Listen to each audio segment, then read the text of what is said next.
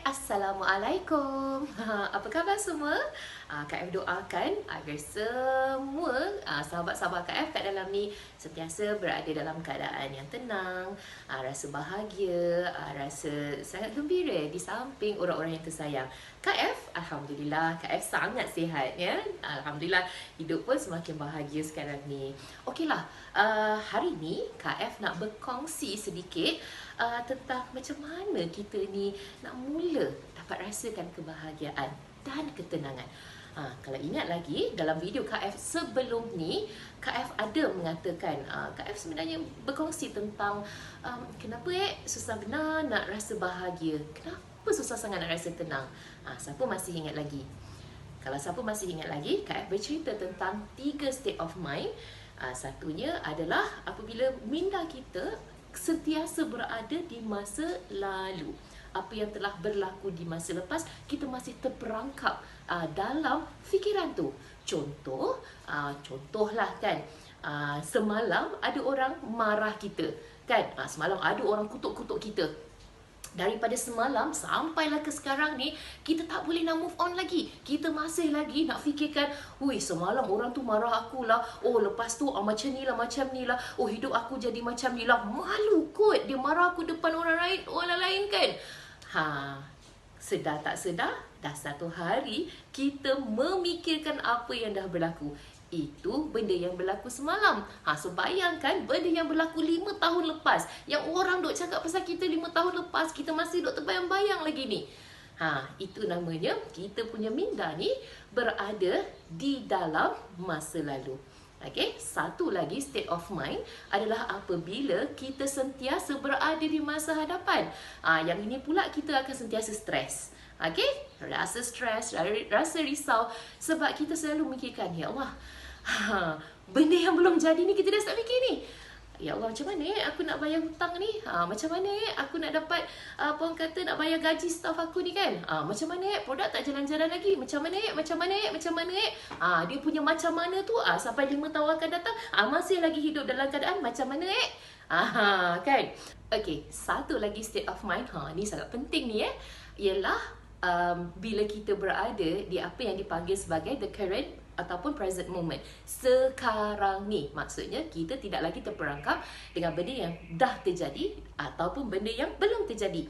Di saat sekarang inilah yang kita betul-betul dapat menikmati kehidupan kita.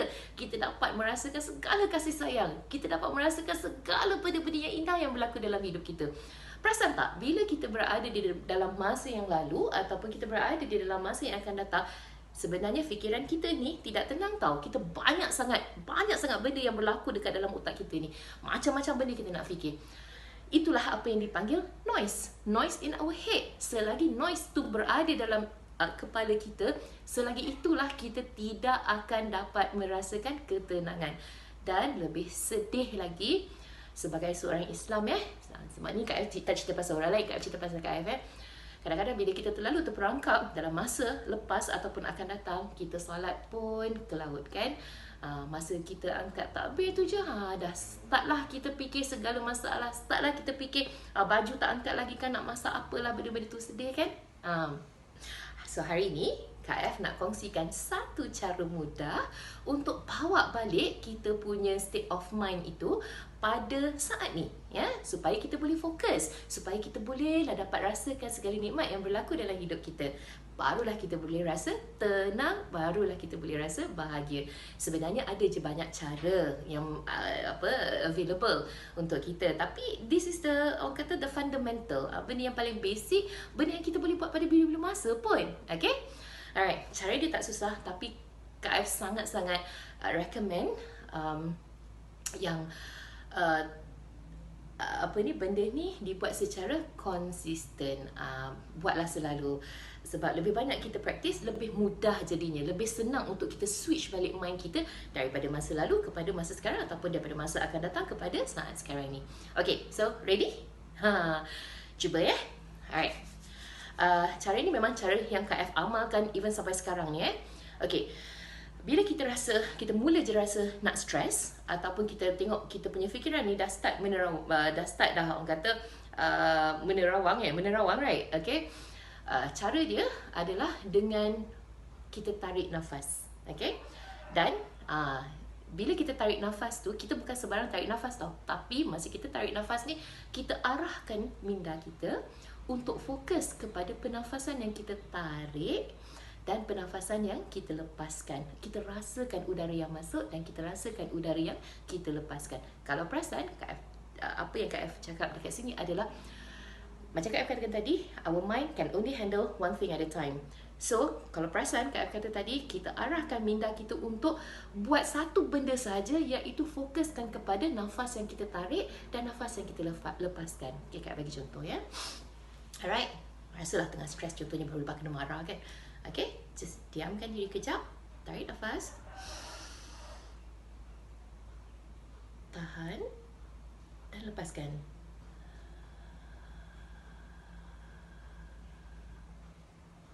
Tarik nafas lagi, tahan dan lepaskan. Kalau perasan, Kak F tarik nafas tak tergesa-gesa dan Kak F lepaskan pun tak tergesa-gesa. Kak F suka ambil masa untuk tarik nafas ni, dan masa nak tarik nafas tu lah Kak F dalam otak tu Kak F dah cakap, okay Fairuz, okay, fokus pada nafas yang ditarik. Sebenarnya badan kita ni sangat mengikut arahan tau. Bila kita cakap, kau tolong fokus kejap, dia memang boleh fokus. Okay? Alright, so let's try this again, okay? Alright, so masa nak tarik tu, kita bagi arahan.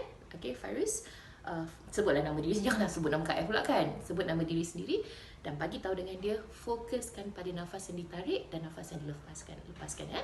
Boleh? Alright, let's try again. Tarik nafas, tahan, lepaskan perlahan-lahan.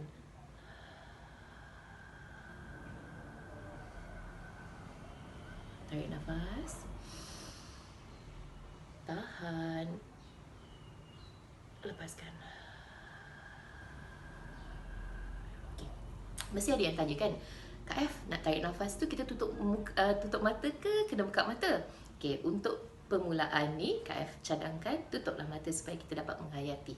Alright, kalau macam dah biasa buat tu, nak buka mata pun tak ada masalah pun sebenarnya. Alright, so tapi di awal permulaan ni tutuplah mata. Okay, on a second note, bila kita tarik nafas tu, janganlah pula kira kuat-kuat 1, 2, 3, 4. Memang akan mengganggu. So dia macam kena diam-diam man-malai saja. Boleh? Macam mana? Dah buat? Senang kan? Okay.